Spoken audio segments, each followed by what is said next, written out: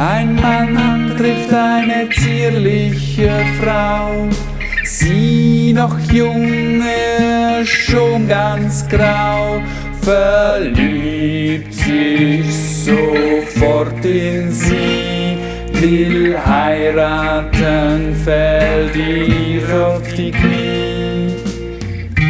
Auf dem Schiff ein letzter Abschiedskuss, getrennte Wege, ein abrupter Schluss.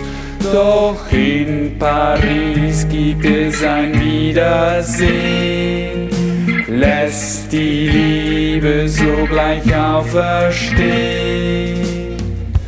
Er ist ihr Vater, doch er weiß es nicht. Das Schicksal hat ihn eiskalt erwischt. So viel Zufall darf es nicht geben. Diese Begegnung zerstört ihr Leben.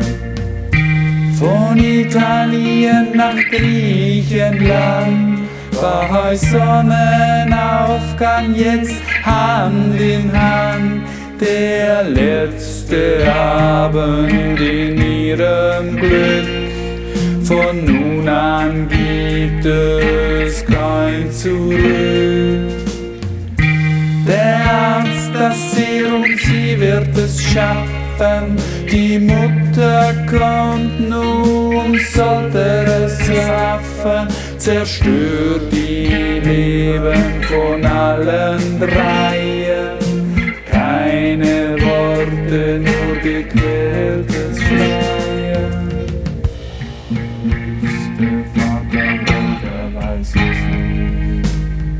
Das Schicksal hat ihn eiskalt erwischt. So viel Zufall darf es nicht geben. Diese Begegnung zerstört ihr Leben. Er ist ihr Vater, doch er weiß es nicht. Das Schicksal hat ihn eiskalt erwischt. So viel Zufall darf es nicht geben. Diese Begegnung zerstört ihr Leben.